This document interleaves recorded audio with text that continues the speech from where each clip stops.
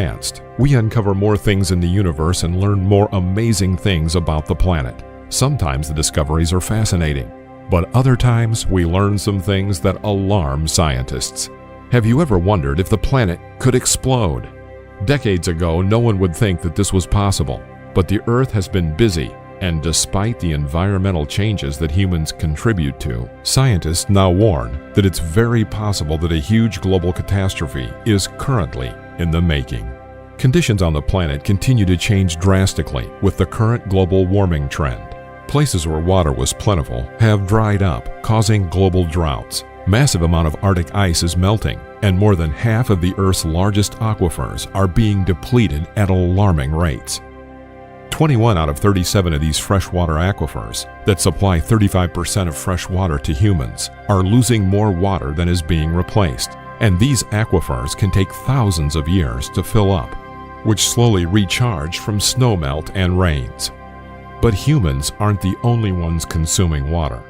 The Earth is sucking tons of water into its interior, and scientists have no idea where it's going. Many of you might not know that the planet itself is drinking up its own oceans, but scientists have known this for years. However, a new startling discovery made by researchers has shown that the Earth is devouring 3 times as much water as once previously thought, through what are called subduction zones. These boundaries mark the collision between 2 of the planet's tectonic plates, which are gigantic pieces of Earth's crust that slowly move across the surface of the planet over a period of millions of years. Where these 2 tectonic plates meet at this subduction zone, one plate bends and slides underneath the other, which then curves down into the hotter layer under the crust called the mantle. One of these places where 2 oceanic plates meet is the Mariana Trench in the western Pacific Ocean. Deep down under the surface, the area is an otherworldly environment full of alien-looking creatures, and it is considered to be the deepest part of the Earth's surface. It appears from satellite images as a crescent-shaped scar that stretches 1,584 miles long and is 42 miles wide. Its deepest point is opposite of the cruising altitude of a passenger jet at 36,000 feet below the surface. The deep holes in the trench were formed due to the collision of the converging Mariana Plate and the huge Pacific Plate. It is the motion of these plates that are dragging down the water many miles below the surface, which is estimated to be deeper than 60 miles. Researchers were able to discover this by listening to a year's worth of sounds that the Earth makes, from ambient noise to actual earthquakes. A network of 19 passive ocean bottom seismographs was placed across the Mariana Trench, and 7 island-based seismographs were also used. The speed at which the seismic waves travel indicate how much water the rocks could hold. The seismic images obtained show that the area of hydrated rock at the Mariana Trench extends almost 20 miles beneath the seafloor, much further than previously known. Previous conventions were based on active source studies, which can only show the top 3 or 4 miles into the incoming plate. And for those who are curious, yes, rock can hold water. The key to storing the water is a mineral called ringwoodite, which is a form of olivine that exists under high pressure and temperature, and acts like a sponge that attracts hydrogen and traps water. This mineral can contain a lot of water under conditions of the deep mantle. Earth's mantle is so vast that if 1% of the material in the transition zone is actually water, it would represent a reservoir 3 times larger than all of the Earth's oceans combined. Water being pulled into these subduction zones plays a big part in other things happening around the planet. When water runs down into the Earth's crust along these subversion zones or fault lines, some of it becomes trapped, and at certain temperatures and pressures, chemical reactions create what is known as wet rocks, which is a hydrous mineral that forms part of the tectonic plate, and that gets pushed deeper and deeper into the hot mantle. Researchers also found that the amount of water held in rocks was far higher, up to 4 times the previous estimates. If applying these findings to subduction zones around the world, this tells us the amount of water being pulled into the Earth's interior through subduction zones. The amount of water that these zones swallow is equal to 3 billion teragrams every million years. So where is all that water going? It would seem that what goes inside the Earth must come back out somewhere.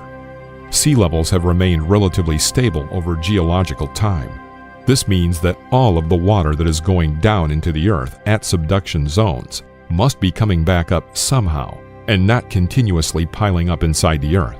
It could be possible that there might be vast underground oceans or lakes that we are unable to see. It's well known that water inside fault lines and between layers of rock act like lubrication. When tectonic plates are holding a lot of water, they are more easily able to slide under each other. The movement of tectonic plates creates earthquakes, and the more they move, the more powerful the Earth's tremors become. It is very possible that the continents could start to move much more than normal and change drastically over the next 1,000 years. Earthquakes are very common. In fact, there are about 20,000 earthquakes each year. That's 55 earthquakes worldwide every day, with around 15 of those being in the magnitude 7 range. Scientists have warned that there could be an increase in earthquakes due to the Earth's slowed rotation. The link between the Earth's rotation and seismic activity is strong and suggests that there is going to be an increase in numbers of intense quakes. If the Earth is pulling in more water in the subduction zones, the slower rotation combined with this could cause worldwide chaos. Earthquakes and volcanic activity go hand in hand, and both produce tsunamis, which are incredibly swift and dangerous. We know that the amount of water ingested by the Earth and the amount emitted isn't equal. In fact, the amount going into the Earth wildly exceeds the amount coming out. The great mystery is that there must be something about the way the water moves inside the Earth that we don't understand. It could very well be possible that most of the water is being emitted back into the atmosphere as water vapor in volcanic eruptions. Today, we are seeing a lot of volcanic activity that could be directly related to the water going into the planet. In a low-temperature process, which is called serpentinization, water infiltrating the mantle through faults hydrates the mantle rock on both sides of the fault. The mantle rock is transformed into serpentinite, a rock with a dark scaly surface like a serpent's skin. As this slab plunges deeper into the hot mantle, dehydration reactions release water, which at such incredible pressure and temperatures become a supercritical fluid that can drift through materials like gas vapor. This fluid rises into the overlying mantle and lowers the melting point of rock and can trigger violent eruptions of magma. It is this same violent eruption of magma that created the Mariana Islands. But the eruptions caused by this process don't just happen close to Mariana. They can happen hundreds or even thousands of miles away. In October of 2018, 18 U.S. volcanoes were classified as a very high threat because of what is happening inside them. That danger list was topped by Hawaii's Kilauea, which coincidentally has been erupting this year. Among the others that seem to be on the verge of an eruption are Alaska's Redoubt, Mount Okmok, Akutan Island, and Mount Spur. Wyoming's Yellowstone volcano has been active, and there have been small swarms of earthquakes felt in the area over the last year. Yellowstone is a supervolcano that is essentially a giant, lid-topped cauldron. It's so vast that the entire thing can only be seen from low Earth orbit. Its crater expands out 45 miles across, and just underneath the surface lies tens of thousands of cubic miles of magma. This magma could very well be increasing due to the fact of the massive amount of water going into the planet. One of the more surprising and devastating volcanic eruptions during 2018 was Krakatoa, or Anak Krakatau, in Indonesia when it erupted recently on December 20th. Its volcanic cone, which stood 1,115 feet high, now only stands 360 feet, and the eruption caused part of the island in the Sunda Strait to collapse into the sea, which triggered tsunami waves of more than 7 feet high, which devastated parts of the island. It could very well be possible that we will see increased volcanic activity due to the intake of the Earth's water, and along with this, possible global catastrophes of which we have no control over. What do scientists think? The Earth has been around for 4.5 billion years. The land masses we see on the globe currently formed as the planet's plate shifted and collided over millions of years. Those same changes that broke apart the continents will continue. Tracing the water cycle within subduction zones will allow scientists to better understand volcanic activity and subduction zone earthquakes, the most powerful earthquakes in the world. The phenomenon has major implications for the global water cycle. The stark reality of the findings is that because of the big inconsistency in how much water is being absorbed and how much the planet is expelling, means that in time, the amount of water inside the Earth will continue to increase, and the water on the surface would decrease, and our planet could end up looking a lot like Mars. What can we do? As helpless as we might seem, we are learning more about the planet and what stages it goes through. We know from geological studies that the Earth has seen some incredible disasters, from ice ages, supervolcanic eruptions, and asteroid impacts. On the grander scale of things, we can only learn how to better detect when something is going to happen with advanced technology.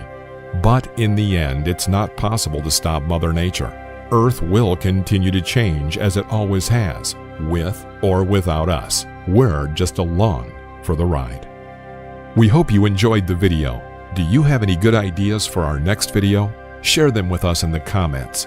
And if you liked the video, don't forget to subscribe and turn on notifications so you will be the first to know when we release a new video. Thank you for watching, and we'll see you.